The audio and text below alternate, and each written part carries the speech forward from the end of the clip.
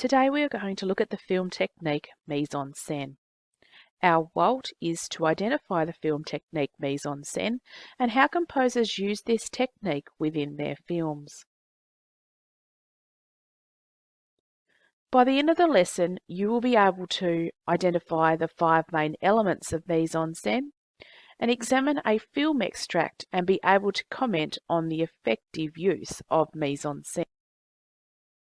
Mise-en-scene is a French term for put into the scene.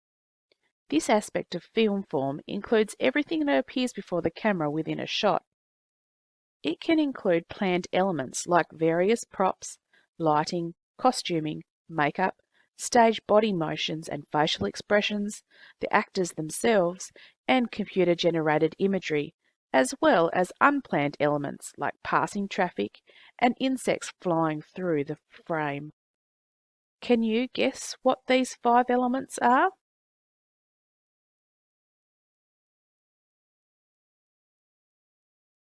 There are 5 essential elements of successful mise-en-scene in film.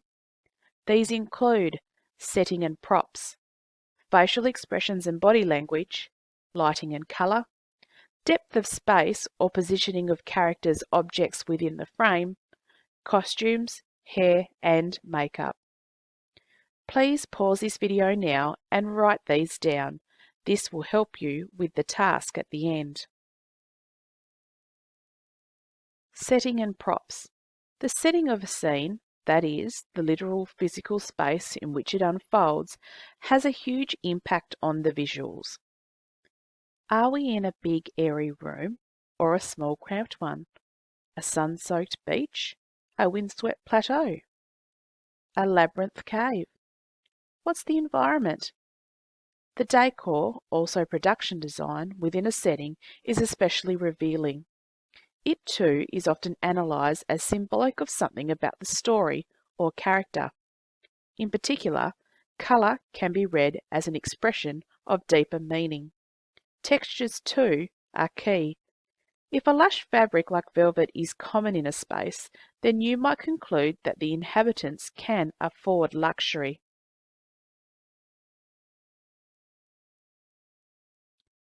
The setting is where we can reveal a lot about a character's mood and state of mind. For example, a scene set in a character's bedroom provides us with an opportunity to say something about who they are and how they live. Is the bedroom messy or spotless? Are there rock concert posters on the wall or unpacked boxes stacked in corners?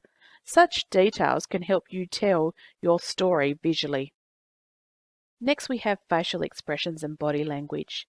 This takes into consideration the facial expressions, body language, non-verbal and verbal communication between characters. Body language is the way the character acts, moves, or is positioned in the film or towards the audience. Things to consider when looking for body language are the character's movement, whether it's their whole body or just a part of the body, like a hand. The levels they are using, whether they are crouching or standing tall and proud. Body language helps the audience identify what the character is meant to be representing. Lighting. Lighting, as we know, is an aspect of cinematography. It is a key contributor to a film's look and feel too. Is the lighting high key, meaning low contrast? Then you might be watching a romantic comedy or a musical with few shadows and an inviting, even appearance. Is the lighting low key, meaning high contrast? Then chances are you're in a more dramatic movie, say a horror or a thriller. Depth of space. When we talk about depth of space, we're talking about the depth of the image on screen.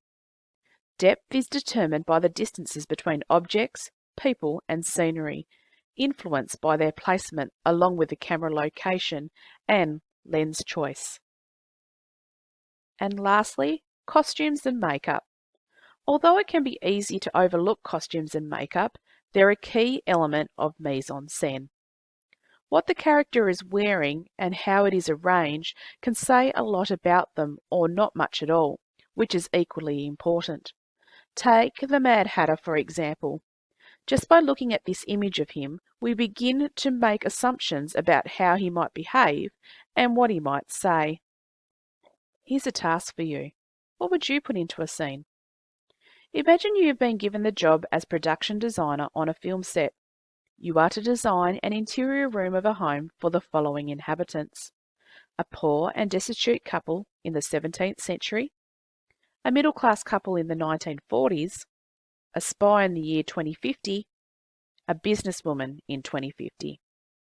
Brainstorm and list or draw the relevant props and costuming that best fit the identities of the inhabitants. Consider their clothing, lighting, colour schemes and decorations. Once you've done this, you can share your room on your own OneNote page.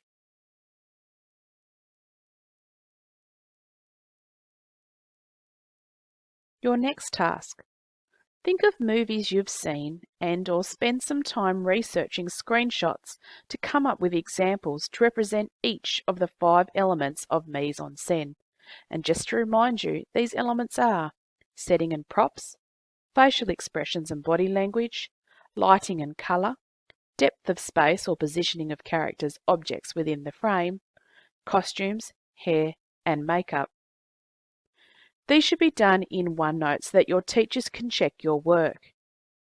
An example is on the next slide. Here we have an example for setting and props. This is a screenshot from Gossip Girl Season 1, Episode 18. The decor in this shot enhances the story. The gold-rimmed picture frame and couch show their rich, extravagant lifestyles, and their dresses show that they are going to a fancy event. Once you have done your example for setting and props, move on to the next element. You will need to do this for all 5 elements of mise-en-scene. And lastly, the video shown next will help you further your understanding of mise-en-scene. Please remember to do the task and upload it to your own OneNote page.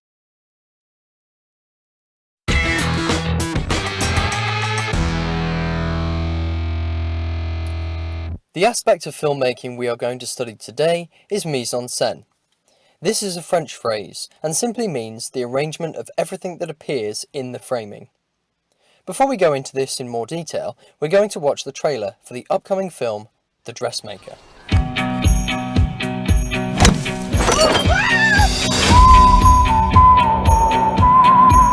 Myrtle Dunnage. You grew up. You got old. Myrtle Dunnage is back. Haven't seen her since she was a kid. Wonder how she turned out. How's my mother? Molly doesn't get out much. I don't know why you've come to this hole. Who lives at Mad Molly's now? She's back! The murderess is back! I need to remember the truth. They say that she killed a boy.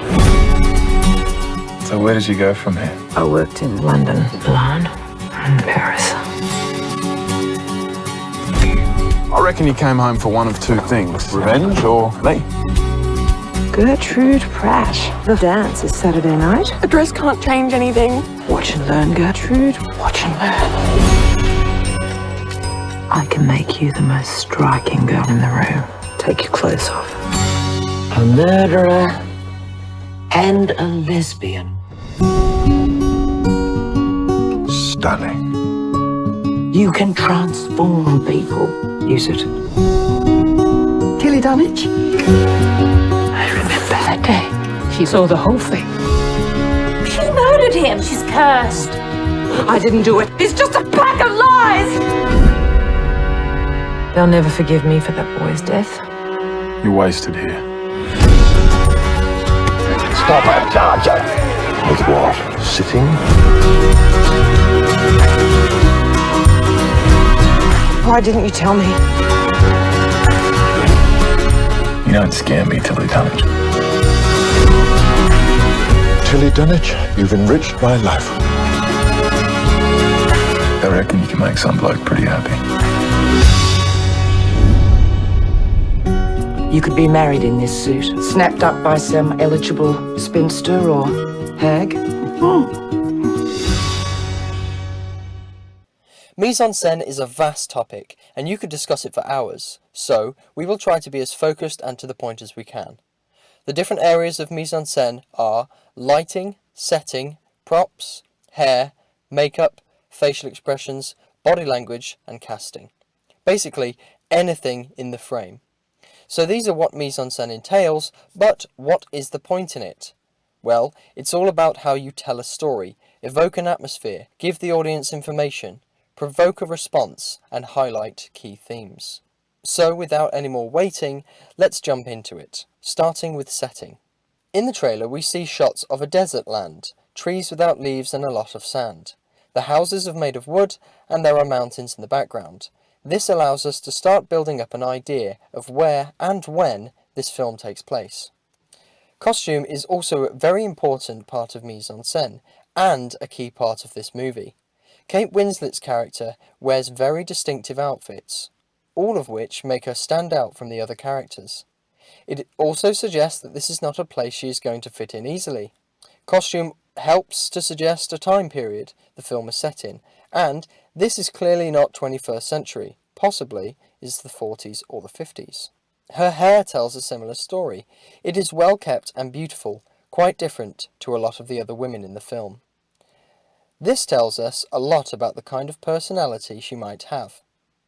Another similar aspect to mise-en-scene is makeup.